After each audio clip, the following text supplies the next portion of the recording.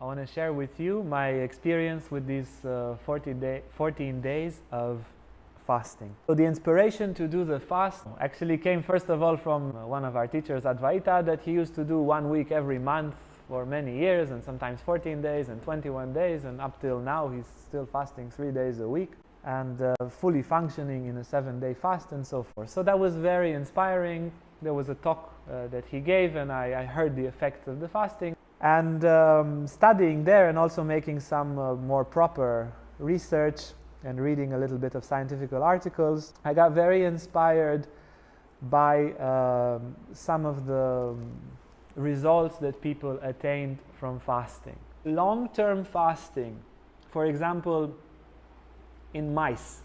Yeah, there was a recent research. If you give mice twice a month a 3-day fast, you give this to old mice who are equivalent to old human beings, in a matter of a few months, they have an immune system which is exactly similar to that of young mice. So there is something in the process of the fasting which regenerates profoundly the immune system. And then in human beings, it was found that after 3 days of fasting, the body starts eating the immune system. It starts dissolving parts of the immune system, the old parts. Yeah, it's like you have an army and you have the pensioners there in the army that just receive a salary and they haven't killed the bacteria since you were 5. Yeah, but it destroys parts of the immune system because it's very potent with energy and substances. And once the fasting ends, the body produces stem cells. Yeah, you know what stem cells? They are the cells that can transform into anything. When we are an embryo and when we are young babies, we have stem cells that can turn into whatever the body needs. Eye cells, heart cells, skin cells, whatever. So after 3 days of fasting, the body releases stem cells that then turn into a new immune system. So I'm not an old mouse, but also not a young mouse. I'm 38 now. And I thought, well, that would be good. Have an immune system like I had when I was 16. The other effect of the fasting is that it releases the body to repair itself. So our bodies genetically have been designed to fast. They haven't been designed to overeat. This is not something that happened in many, many generations. But we have passed through hard periods. Our human DNA and all the past DNA, droughts and frozen periods and so forth, our body can live without food for weeks, and it's adapted to that. And it's even built in a way that it kind of says, okay, now I'm eating, so I do the stuff I do when I eat. I'll probably starve for a few days this year, maybe a few times this year, and then I will do some of the other functions. And the other functions that the body has is to repair itself. The digestive system occupies a huge part. Yeah, one of these fasting experts, he mentioned about 70% of the bodily energy goes into digestion. Once you stop digesting, your body still has energy and it starts repairing itself. And it doesn't do the repairing if you eat all the time, especially if you eat 3 times a day. And it takes for a Westerner about average 48 hours until it's done, and you eat 3 times a day. The body will never get around to do it. Yeah, I'll meet you later, much, much later for the repairing. Yes. So it never really happens. And there are many miraculous healings of people from all sorts of diseases, from cancer. There was one famous case, a person 91 years old had a cancer in his vocal cords, fasted for 40 days at the age of 91. His son came to rush him to the hospital to do the surgery, and the cancer was gone. And there are a few more cases there. Either tumors shrink or they disappear. And all sorts of miraculous healings occur on these longer fasts. Normally 7 days is short, 14, 21, 40 days fasting. Now, these fasts, they are not recommended to start with. You cannot just say, okay, oh, I heard this, that's it. I'm done, not eating 49 days.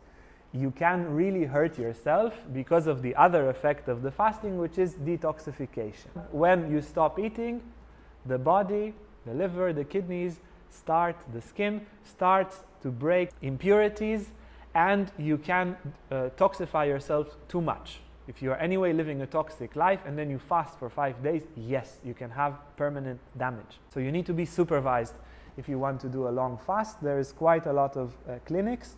Just to mention one of them, in Russia for a few decades there was one of the greatest doctors there that studied fasting, and they would asthma, for example, is one of the things that very often is healed from fasting. Allergies. So you would be sent to this place in Siberia and fast and supervise, and there'll be doctors there, and he has, I don't remember if 3,000 or 7,000 cases of people healed by fasting. They would have to make some exercise daily, a little bit similar to yoga, to get enough rest, sometimes a massage. They would be checked, their blood pressure, their glucose levels, to see that they are okay, the amount of toxins in the blood. And thousands of cases were healed. It's unfortunately only in Russian, the research. So if you can read Russian, you can reach out to those. It hasn't been translated to English, so you cannot just do it. What you can do is you can start with a weekly fast of 1 day.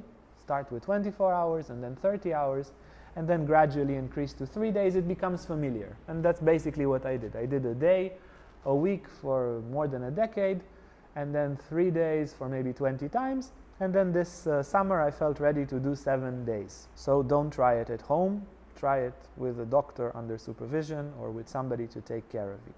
I did 7 days and was pretty tough. So from day 3 or something, it got pretty tough, and I had very low level of energy. I became very anemic. I became anemic, and I had to sleep a lot. And basically, for about 2-3 days, it was really hard. And I thought, okay, I'll do these 7 days, and I really pulled myself to do it. But good job, my body is cleaner, and so forth. And then I discovered the hot-cold showers. As soon as I took hot-cold showers, especially in the area of the feet and the arms, my blood pressure became normal again, and I had my level of energy again. So I would just take 2-3 really hot, really cold, really hot, really cold showers, and my energy level came back. By day 6, day 7, I felt fantastic. Fantastic in a way that I had maybe 70 or 80% of the energy I normally had. I would still do 6-7 hours of spiritual practice, read, sleep more than normal. I would normally have like a good siesta for an hour or 2 and sleep longer in the night. But I was functioning. I was functioning to 70-80%, like after a long flight, something like that. Weight loss in the first week was 5 kilos, which was quite disturbing. I didn't mention, I did a preparation before the fasting, which helps very much. So I was basically eating raw for like a couple of weeks before, like 80-90% raw. And then just the day before, I only had some smoothies. So the system was very ready. Now, what happens nutrition-wise during the fasting? For the first 2-3 days, your body goes into the digestive tract, takes the food, whatever is left in the colon, and then whatever is left in the liver. And after that, day 3, day 4, starts eating your muscles. That's what first happens, eats your muscles and gets glucose. What happens from around day 4, day 5, the whole digestive system shuts down completely, and you feel, because I was still drinking lemon water, but even that was almost difficult to digest. It's just, everybody is on vacation. There's just nobody. It's an empty building there. You cannot digest. I'm sorry. Send your food somewhere else. And then the body starts to digest fat. And it doesn't create glucose, it creates ketose. Yeah, it's very popular today, the whole keto diet. And that's actually very potent food-wise. It's a better energy substance than glucose. It releases more energy. And as soon as the keto stage started, so for me around day 5, day 6, I became very peaceful. There's something about glucose which is a little agitated. And then having no glucose, or very little, because the body releases a little bit, because some parts of the brain still need glucose, but almost all the body is very good with ketos, you become very peaceful, and it's a very nice feeling of having a quiet mind. It really gives this feeling, this ketosis nutrition. And then I stopped losing body weight. So I lost 5 kilos in the first 5-6 days, and then in the next 10 days I lost 2 kilos. It was getting quite stable. So I even gained a kilo one day. It was every day I would weigh myself, and from 70 I moved to 71 for some reason. So the 7 days finished, and by then, like I said, I felt so good. I said, okay, I continue a bit more.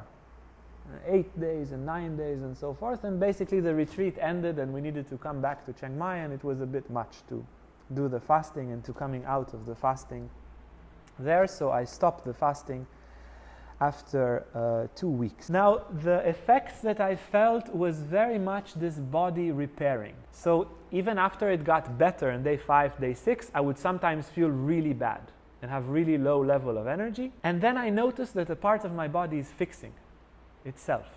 First was the feet. So I would have pains, maybe from the long sitting and meditation, maybe something with the peripheral blood flow, especially in the ankles, and this I would have a kind of discomfort. And then that became acute. There is what's called a healing crisis.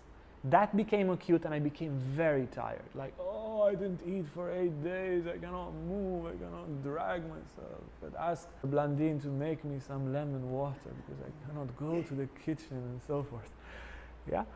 And then I realized that all these moments of feeling very depleted and all that was actually because the body was fixing itself. So I had it in the legs, I had it in the shoulder. I didn't feel the pain in the shoulder for more than a decade. Suddenly it came back again and fixed. And then the big thing over day 13, day 14 was the whole area of the diaphragm. I mentioned in the class, yes, I had the gastritis for a period, and it's healed-ish. Or until the retreat, it was kind of healed. But then day 13, I woke up completely smashed, as if I didn't sleep, extremely exhausted, and I identified, okay, the body is repairing, the diaphragm is repairing the stomach. And then once I realized, I also relaxed with the level of energy and so forth. And a lot of emotions came up, and it was very difficult as a purification. But again, because I knew what was happening, I was rejoicing that my body is fixing itself, and something that's been bothering me for more than a decade. And then in day 14 it was over, it was healed, and I felt a peace that I haven't felt in years, not since I arrived in Thailand. So for years I didn't feel such a profound peace and such a silence of the mind. And in the 2 weeks that passed since the fasting, it stayed. So the tensions that were in the actual tissues were creating mental agitation. And the fast itself brought, or fixing the body, brought this very profound, very fulfilling state of peace that I still carry to a degree with me. And it's one of the most amazing effects of the fasting, and I'm very enthusiastic, and probably very soon we'll do another one. So this is my short presentation about the fast. If you have some questions.